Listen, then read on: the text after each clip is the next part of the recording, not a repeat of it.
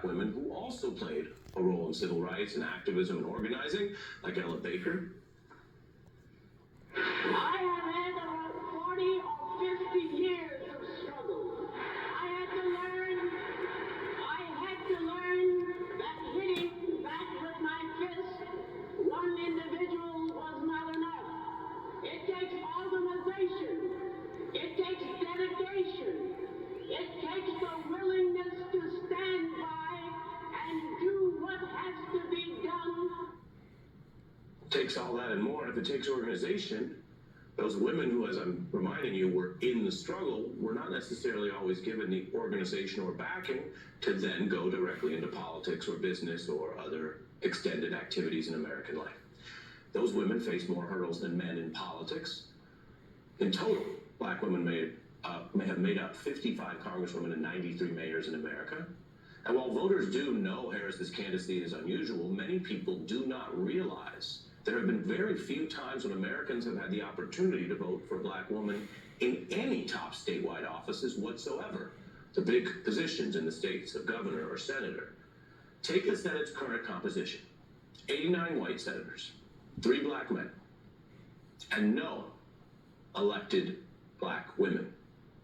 That's the composition of the Senate after Harris left. No black women left there.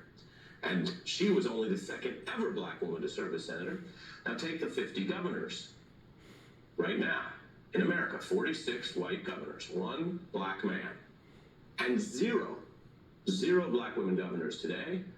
Indeed, there has never been a black female governor in the United States, ever. Voters may choose to end this color line at the White House. In other words, this year, before it has fallen in a single governor's mansion in a single state. That is a stark sign of just how rare Harris's bid is. As a black and Indian American woman, she's following the path of others who have broken barriers, like Dalip Singh Sand, Congresswoman Pramila Jayapal, and Kara Mosley Braun, that first black female senator I mentioned before Harris, who also ran for president. Breaking barriers, building bridges, bringing people together. I have been blessed to be an agent for change and progress. Somebody's got to do it. It's not an overnight process. Just as Jesse Jackson registered voters and began a path for Obama all the way back in 1988, we can see that now. Harris allies know that Shirley Chisholm launched a then-launch bid for president all the way back in 72, after years of bluntly confronting how, as she put it, quote, white males controlled policy and people's lives. I feel that the cabinet and the department heads of this country must have women, must have blacks, and not be completely and totally controlled constantly by white males. That was then, and as I've just shown you in the facts, that is also largely now. These historic milestones can also transcend partisanship, which is very important. We need civil rights breakthroughs totally separate from the endless red-blue debates. Former Congresswoman Mia Love was the first black woman elected to the House as a Republican, a good thing. Republican Lieutenant Governor Winsome Sears, the first woman of color to take that post in Virginia. And beyond elective office, we've also seen black women rise in appointed leadership positions. Presidents in both parties have tapped leaders like Condi Rice, Susan Rice, Loretta Lynch, Linda Thomas Greenfield. President Biden cemented a big part of his legacy for picking not only Harris, but the first black woman to ever serve on the Supreme Court. And that's in comparison to the 108 white men who have held those jobs in the court's history. The numbers show how rare and significant this moment is, and that's regardless of your gender or political affiliation or who you want to vote for in November. It's a big deal. Now, many people cheered Reagan putting the first woman on the Supreme Court. That is a diversity pledge that he made in advance, just as Biden took this next step and pledging to put a black woman on the court. It is a type of DEI.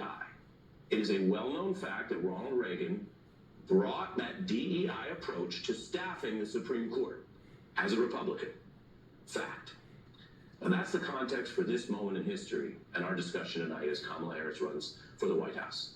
She won her first federal office the same night that Donald Trump won the presidency, and then rose quickly to be on her party's ticket in the very next presidential cycle. And along the way, she has invoked this long historical path of black women fighting, and sometimes rising in civic and political life. Kamala Harris will replace fellow Democrat Barbara Boxer as the next U.S. Senator from the Golden State. Have now confirmed that Secretary Clinton has conceded to Donald Trump. There's one star who hasn't been talked about tonight who is going to be talked about a lot, and her name is Kamala Harris.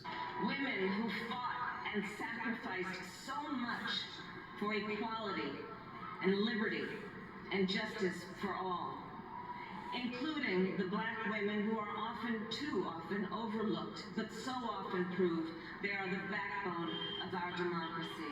What Donald Trump is offering in terms of policy is as radical a departure from normal American politics as anything that has ever happened in any of our lifetimes. Tonight I reflect on their struggle, their determination, and the strength of their vision to see what can be unburdened by what has been. And I stand on their shoulders. What can be unburdened? And how do black women, as Harris put it, look at this next effort to calcify that backbone she mentioned so that we might have a pluralistic and imperfect democracy that improves? As you